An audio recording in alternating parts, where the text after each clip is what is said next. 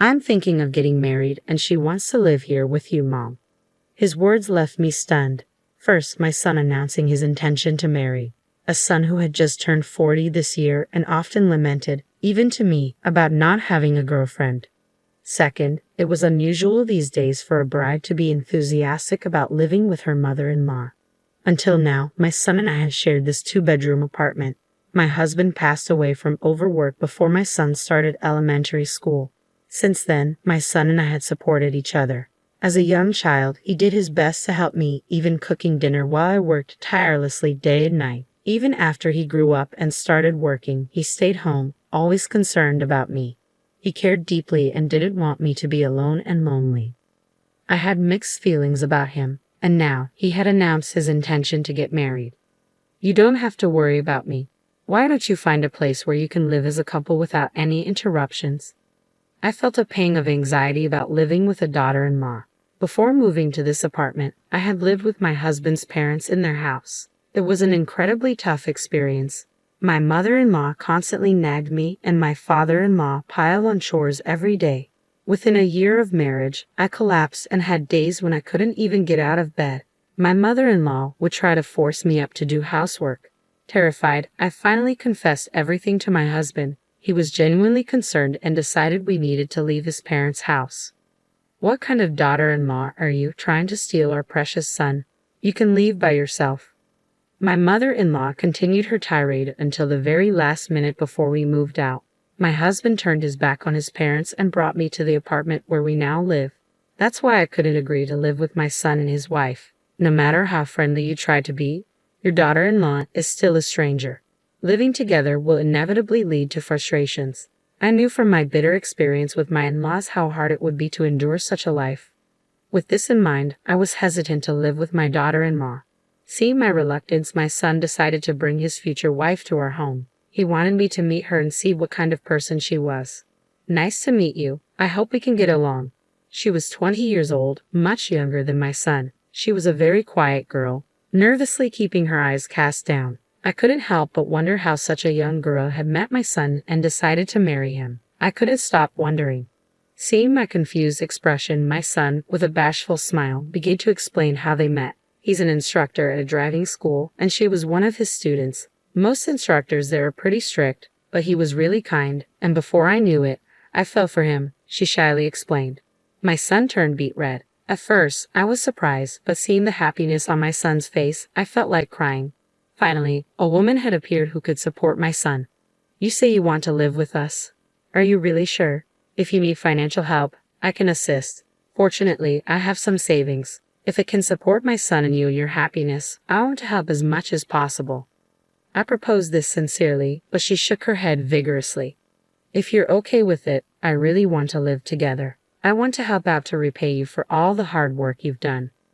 What a kind-hearted girl she was. Not only did she care for my son, but she also cared about me, her future mother-in-law. I was both surprised and touched. With her, I thought maybe we could make it work living under the same roof. Before I knew it, I found myself nodding in agreement. And so, my son and she got married, and we all started living together in our apartment. But the new bride turned out to be a surprising character. Just a week into our shared living, I began to feel a sense of unease. "Mother-in-law, let me do all the housework. You take it easy."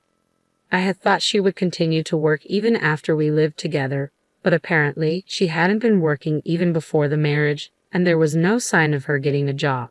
She did do the housework, but the laundry was sloppy, and frankly, her cooking was not so great.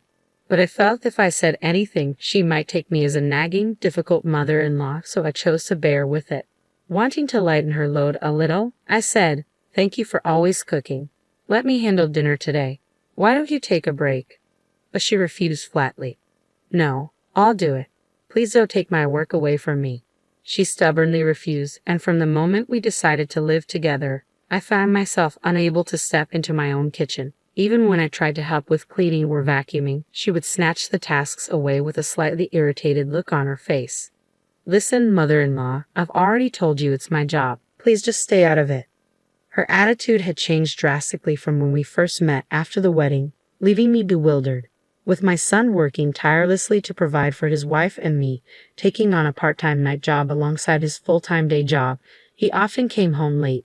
This left her and me alone in the house for long periods. She complained about almost everything I did, causing me to retreat more into my bedroom. Whenever I emerged for something as simple as using the restroom, I find her casually lounging in the living room, watching TV. I felt increasingly uncomfortable in my own home, often sighing quietly to myself. But that wasn't all. At one point, my son said something that completely surprised me. "Mom, don't you think you're making her work a little too hard? It's not fair to make her do all the housework." "What?" I exclaimed in surprise, my voice involuntarily rising. My son looked at me with a grimace, as though I were the villain. Despite my insistence on doing nothing, she had been portraying herself as the victim and complaining to my son. "I'm not making her do anything. She said she would handle all the housework." "Well, she's your daughter-in-law. Clearly, she's trying to show respect to you. You should appreciate that more. It's not fair to her. She's so young." I was perplexed by my son's reasoning that her youth warranted sympathy, and truthfully, I was hurt that he wouldn't believe my perspective.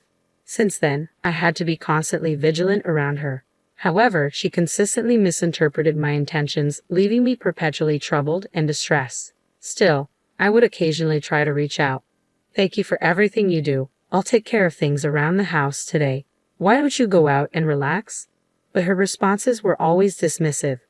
"Are you suggesting I'm a burden when I'm home? I'll have dinner with my husband, so you should eat first, mother-in-law." Unbeknownst to my son, who often returned late from work, I found myself eating alone in my bedroom.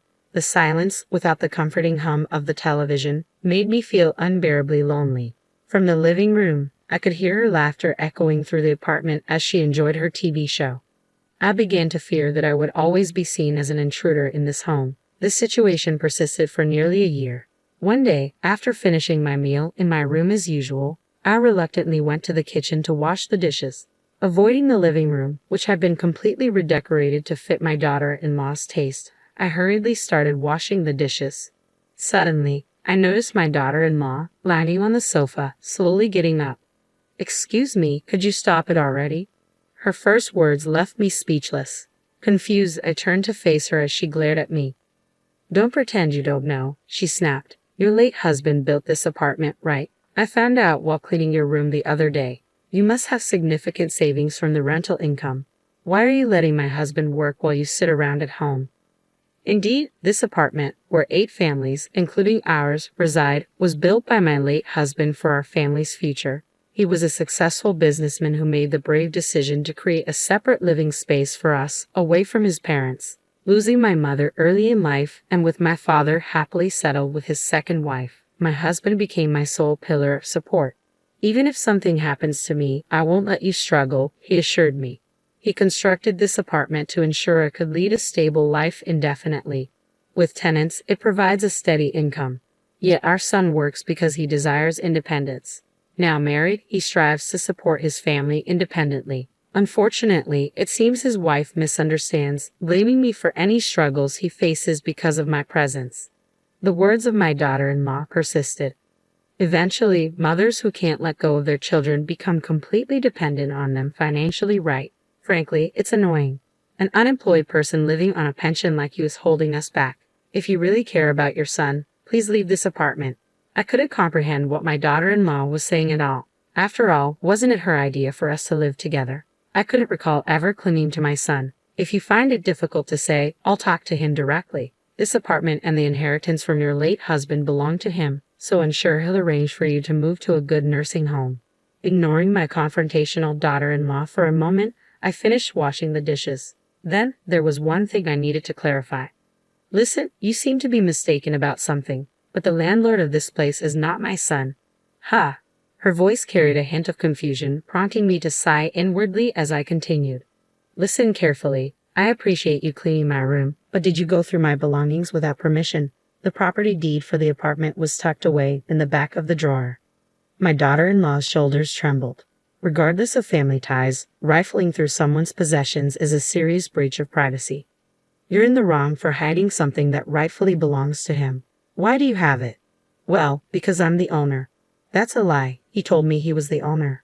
To silence my daughter-in-law, I showed her the apartment deed. "Look, my name is on it. It's not his." She was left speechless. At that moment, my son returned home, sensing the tension in the air and looking concerned. His wife, visibly agitated, thrust the apartment deed at him. Hey, weren't you claiming you're the owner of this apartment? Explain this. Caught off guard by his wife's anger, my son finally looked guilty. He replied, I'm sorry. I just wanted to impress you a little. I wanted to hear you say, wow. It appeared he had told a small lie in hopes of earning praise from his wife. In reality, the apartment would indeed be his once I passed away, so he wasn't entirely wrong. We've been patient until now, haven't we? Let's transfer ownership to you and find a nursing home for your mother. That way, everyone will be happy, don't you think? Nursing home. Our son tried to object, but his wife's determination was relentless. We've struggled through living together when we didn't even want to. Don't we deserve some reward now? I realized it then. She had never truly wanted to live with me. Perhaps she could try to flatter me initially, to make a good impression, but in the end, she found me too burdensome. My son appeared torn for a moment, caught between his wife and me, before finally turning to address me. Mom, I'm sorry. I'll find you a good nursing home, I promise. I won't let you suffer. So could you transfer the ownership of this apartment to me? It was clear my son had chosen to side with his wife. Well, perhaps it was inevitable. A husband should prioritize his wife, yet I had endured much over the past year too. I had no intention of quietly accepting a move to a nursing home. Very well. I'll transfer the ownership of this apartment to you. You can do as you wish, but I will choose my new place myself. With those words, I retreated to my bedroom. On the other side of the door, I could hear my daughter-in-law's triumphant voice. We did it. Now we'll finally be owners of this apartment. My son's voice echoed her excitement. I felt the foundation of the hard work I had shared with my son crumble like a house of cards, but I couldn't afford to be disheartened. I began to plan my next steps. Several days later, true to my word, I transferred ownership of the apartment to my son and swiftly made arrangements to move out. I kept my new residence a secret. Mom, thank you so much. I'll make you proud from now on. Thank you, Mom. We're going to build a happy life together. My son and his wife waved me off cheerfully as I bid them farewell with a forced smile. I settled into a condominium with nursing care services, fulfilling a dream my late husband and I had cherished, a home with views of both mountains and sea. The spacious, serene environment, free from the creaking floors of the old apartment, seemed to bring peace to my soul. Suddenly, my mobile phone rang. It was my son. His voice, filled with anger, reached my ears as I answered. Mom, what's going on? The apartment has a severe termite infestation. They're saying it needs to be completely rebuilt. Just as I suspected, a few months before I moved out, termites had been discovered during a building inspection. The aging structure had prompted me to consider rebuilding, but with my son's busy schedule and no opportunity to discuss it, I had handled it myself. I had informed the other tenants ahead of time, and they had agreed to relocate without issue. Despite the mass exodus, my son and daughter-in-law seemed unaware of the urgency of the situation. The apartment is yours now, isn't it? Whether you rebuild it or demolish it, it's up to you. What? Both options are incredibly expensive. I can't afford it. Can't you contribute a little? Absolutely not. This discussion is closed. Truthfully, I had a substantial sum of money, savings from investing my late husband's inheritance, totaling $1 million. Originally intended for my son's future, my feelings had shifted. That's why I could use it openly as a down payment for this condominium. My daughter-in-law interjected on the phone. Why hasn't your son inherited a single cent from his father's estate? This isn't fair. That's not what we agreed on. Before my husband passed away, he left me a will bequeathing all his property to me.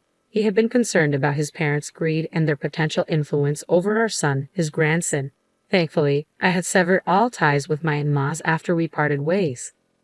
Afterward, my son spent all his savings on demolishing the apartment. His plan was to sell the land once cleared, but it turned out the property was leased from a third party, and per the agreement, it had to be returned after demolition. With his hopes of profiting dashed, the couple found themselves financially destitute. To maintain her preferred lifestyle, my son's wife refused to compromise, leading him to work tirelessly day and night. I changed my phone number to avoid their calls, yet somehow they discovered my address, sending me letters every month. I discarded them unread. I cherished my peaceful, solitary life too much to let anyone disrupt it. Outside my window, the azure sea and lush trees basked in sunlight. Beside my bed, my late husband's portrait smiled at me. You could help him, you know. I'm not so sure about his wife, though. His words felt directed at me, urging me to reconsider. 3.5